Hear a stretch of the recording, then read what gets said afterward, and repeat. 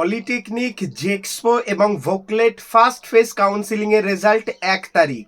এই মতেই দাঁড়িয়ে ফার্স্ট ফেজ কাউন্সিলিংয়ে কত র্যাঙ্ক পর্যন্ত স্টুডেন্টদের নেওয়া হবে জেক্সপো এবং ভোকলেটের ক্ষেত্রে আজকের এই ভিডিওতে সেই বিষয় নিয়ে আলোচনা করব। কিভাবে তোমাদের ফার্স্ট ফেজের রেজাল্ট বেরোয় এবং ফার্স্ট ফেজ রেজাল্ট বেরোনোর জন্য যে প্রসিডিওর, যে কিভাবে র্যাঙ্ক ওয়াইজ তোমরা কলেজ পাও সেটা তোমাদের জানাবো। প্রথম থেকে শেষ পর্যন্ত ভিডিওটি দেখো। আশা করছি ইউটিউবে তোমরা এরকম ভিডিও পাবে না। প্রো টেকনিক্যাল জিনিয়াস অলওয়েজ তোমাদের জন্য অথেন্টিক আপডেট, ইম্পর্টেন্ট আপডেট এবং খুবই গুরুত্বপূর্ণ ভিডিও তোমাদের জন্য নিয়ে আসে। সেই ক্ষেত্রে অবশ্যই ভিডিওটি লাইক করবে আর চ্যানেলে প্রথম আসলে সাবস্ক্রাইব করবে। যদি তুমি চ্যানেলটিকে সাবস্ক্রাইব না করো তাহলে কিন্তু আমাদের পরবর্তী আপডেটগুলো তোমাদের কাছে যাবে না। তাই অবশ্যই চ্যানেলটিকে সাবস্ক্রাইব করে পাশে দেওয়া বেল নোটিফিকেশনটিকে ক্লিক করে দাও, যাতে ভবিষ্যতে তোমরা প্রো টেকনিক্যাল জিনিয়াস ইউটিউব চ্যানেলে সমস্ত রকম আপডেট পাও তোমাদের জেক্সপো, ভোকলেট বা পলিটেকনিক এডুকেশনের। তার আগে তোমাদের বলে দিই, পলিটেকনিকের সব থেকে বড় কমিউনিটি রাজ্যের সমস্ত গভর্নমেন্ট এবং প্রাইভেট পলিটেকনিকের স্টুডেন্ট নিয়ে আমাদের একটি পলিটেকনিক গ্রুপ রয়েছে, ওয়েস্ট বেঙ্গল পলিটেকনিক স্টুডেন্ট। সেখানে অবশ্যই জয়েন করেছে ডিসক্রিপশন বক্সের লিঙ্ক থেকে। আর যারা এখনও আমাদের জেক্সপো এবং ভোকলেটের হোয়াটসঅ্যাপ গ্রুপে জয়েন করনি, সেখানেও কিন্তু জয়েন করে যেও। সেখান থেকে কিন্তু তোমরা সমস্ত রকম আপডেট পেয়ে যাবে। তো ভিউয়ার্স, তোমাদের ক্ষেত্রে যে গুরুত্বপূর্ণ বিষয়টা আমি এখন তোমাদের জানাবো সেটা হচ্ছে তোমাদের ফার্স্ট ফেজ কাউন্সিলিংয়ের রেজাল্ট। ফার্স্ট ফেজ কাউন্সিলিংয়ের যে তোমাদের রেজাল্ট সেটা খুব শীঘ্রই আসতে চলেছে 1 তারিখ, এবং সেটা কি অনুযায়ী হয়। তো বেসিক্যালি আমি আজকে তোমাদের একটা এক্সাম্পল দিচ্ছি। আমি সরাসরি ভিডিওর টপিকের যে গুরুত্বপূর্ণ পার্ট সেটাই আমি তোমাদের বলছি, খুব মন দিয়ে শুনবে। সাপোজ কাউন্সিলিং চয়েস ফিলিং তুমি কমপ্লিট করে নিয়েছো এবং তোমার র্যাঙ্ক হয়েছে 10,000। তো বেসিক্যালি কিভাবে তোমাদের যে কাউন্সিলিংয়ের রেজাল্ট আসে আমি তোমাদের বলছি। ধরো মানে সিস্টেম ওয়াইজ তোমার নাম্বার আসলো, তোমার নাম ধরো সায়ন চক্রবর্তী, সাপোজ আমি একটা নাম দিচ্ছি সায়ন চক্রবর্তী তোমার নাম। তো তোমার নাম, তার পাশে 10,000 র্যাঙ্ক। তো ম্যানুয়ালি বিষয়টা আসছে 10,000 র্যাঙ্ক সায়ন চক্রবর্তী। সায়ন চক্রবর্তী সাজিয়েছে কি, সায়ন প্রথমে সাজিয়েছে এপিসি রয় মেকানিক্যাল। তো তখন কম্পিউটার বা সিস্টেম বা কারিগরি ভবন কি দেখবে, সায়ন চক্রবর্তী সাজিয়েছে এপিসি রয় মেকানিক্যাল। এপিসি রয় মেকানিক্যালে কি সিট রয়েছে? তো এপিসি রয় মেকানিক্যালে যদি সিট থাকে তাহলে তাকে সেই সিটটা দিয়ে দেওয়া হবে। আশা করছি 10,000 র্যাঙ্কে থাকে না।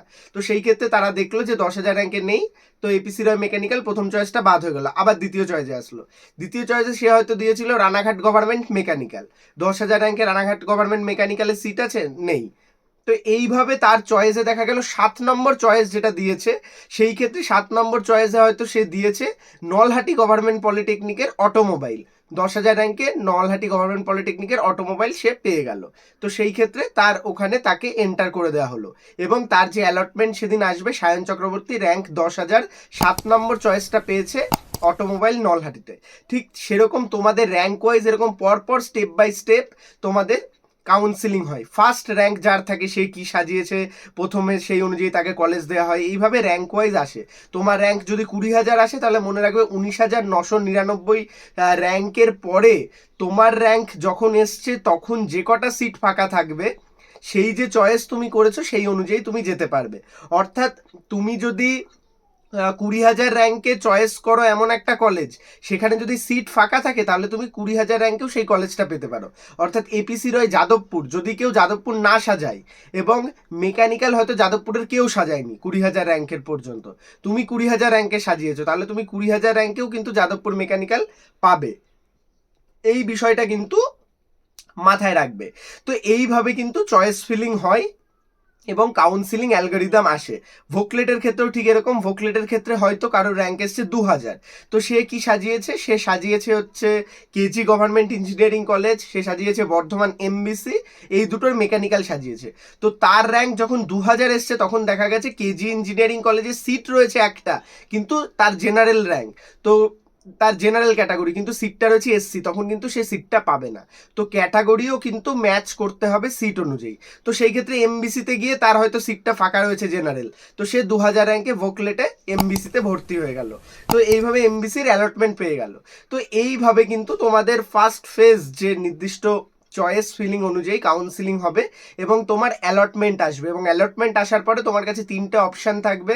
তুমি সেই কলেজে সরাসরি ভর্তি হয়ে যেতে পারবে যেটা পেয়েছো, কিংবা তুমি যে চয়েসে পাবে, হয়তো তুমি যদি 1 নাম্বার চয়েস না পাও তাহলে ওপরের চয়েসগুলো পাওয়ার জন্য তুমি অটো আপগ্রেডেশন করতে পারবে। সেই অটো আপগ্রেডেশন মানে হচ্ছে সেই সিটটা তোমার জন্য থেকে যাবে তোমার র্যাঙ্কে তুমি পরের ফেজে ওপরেরগুলো যদি পাও তাহলে পাবে, না হলে ওটাই থেকে যাবে। তো এটাকে বলে অটো আপগ্রেডেশন। ওই সিটটা তোমার হারাবে না, ওটা একদম সেফ সিট থাকবে। তো তুমি যে সিটটা পাচ্ছ সেই সিটটা তুমি রেখে অটো আপগ্রেড করতে পারো। এই জিনিসগুলো কিন্তু হয়। এছাড়া তুমি হয়তো কলেজ পাবে না। তো এই তিনটে বিষয় থাকে। প্রথমত কলেজ পেলে দুটো পার্ট, সেটা হচ্ছে অ্যাডমিশন এবং অটো আপগ্রেডেশন। আর যারা কলেজ পায় না তাদের কিচ্ছু করতে হয় না, পরবর্তী ফেজের জন্য অপেক্ষা করতে হয়। ফার্স্ট ফেজের চয়েস ফিলিং যেটা তোমরা করেছো, তারপরে যখনই অ্যালটমেন্টের রেজাল্ট আসবে আমি স্টেপ বাই স্টেপ প্রতিটা ভিডিও করে দেবো। তাই যারা এখনো চ্যানেলটিকে সাবস্ক্রাইব করোনি, সাবস্ক্রাইব করে নাও। আর একটা বিষয় আমি তোমাদের জানিয়ে রাখি, টপ প্রাইভেট কলেজগুলিতে তোমরা যারা অ্যাডমিশন নিতে চাইছো, খুব লিমিটেড সিট রয়েছে এবং কাউন্সিলিং অফিসিয়াল ফিসে তোমাদের অ্যাডমিশন ওপেন রয়েছে। তো সেই ক্ষেত্রে অবশ্যই স্ক্রিনে দেওয়া নাম্বারে যোগাযোগ করতে পারো। প্রো টেকনিক্যাল জিনিয়াস টিম তোমাদের অফিসিয়ালি হেল্প করবে ওয়েস্ট বেঙ্গলের টপ যে সমস্ত প্রাইভেট ডিপ্লোমা ইঞ্জিনিয়ারিং কলেজ রয়েছে সেখানে ভর্তি হতে। তাই অবশ্যই কন্ট্যাক্ট করতে ভুলো না। তো তোমাদের আমি পুরো অ্যালগরিদম সম্পর্কে বললাম, ফার্স্ট ফেজের চয়েস ফিলিং এর রেজাল্ট কিভাবে আসবে সেটাও তোমাদের জানালাম। এবং খুব গুরুত্বপূর্ণ আর একটা কথা আমি তোমাদের বলে দিচ্ছি, র্যাঙ্ক কোনো ম্যাটার করে না। তুমি যে চয়েস করেছো সবার এই কাউন্সিলিং হবে, যত র্যাঙ্ক এসে 40,000 50,000 সবার পর্যন্তই যাবে। হয়তো 50,000 র্যাঙ্কে পর্যন্ত গিয়ে সেই ছেলেটা যে কটা চয়েস সাজিয়েছে সেই কটা চয়েস হয়তো সিট নেই, তাহলে কিন্তু সে সিট পাবে না। তো সেই ক্ষেত্রে র্যাঙ্ক ম্যাটার করে না, সবার কিন্তু কাউন্সিলিং একবারে হবে। কিন্তু যাদের র্যাঙ্ক অনুযায়ী সিট থাকবে কলেজে সেখানে কিন্তু সে এন্টার হয়ে যাবে এবং তার অ্যালটমেন্ট পাবে। তো সেই ক্ষেত্রে অ্যালটমেন্টও তোমরা কিভাবে দেখবে না দেখবে তার সমস্ত ডিটেলস ভিডিও পরবর্তীতে আসবে। তাই অবশ্যই চ্যানেলটিকে সাবস্ক্রাইব করে আমাদের সদস্য হয়ে নাও ভবিষ্যতে সমস্ত রকম আপডেট এবং ইনফরমেশন পাওয়ার জন্য। ধন্যবাদ। ভিডিওটি লাইক করে তোমার সমস্ত বন্ধুদের মধ্যে শেয়ার করে দাও যারা জেক্সপো এবং ভোকলেট এবছর দিতে চলেছে। আশা করি এরকম ভিডিও তোমরা পাওনি। আপনারা গার্ডিয়ানরা যারা ভিডিওটি দেখলেন, অবশ্যই কোনো কোয়ারি থাকলে আমার সঙ্গে যোগাযোগ করতে পারেন সরাসরি ইনস্টাগ্রামে। এছাড়া আমার সঙ্গে কমেন্ট বক্স থ্রুও কথা বলতে পারেন কোনো রকম ইনকোয়ারিতে। ধন্যবাদ। ভালো থাকো, সুস্থ থাকো, প্রো টেকনিক্যাল জিনিয়াস ইউটিউব চ্যানেলের সাথে থাকো, সকল ইনফরমেশন সবার আগে পেতে থাকো। ধন্যবাদ।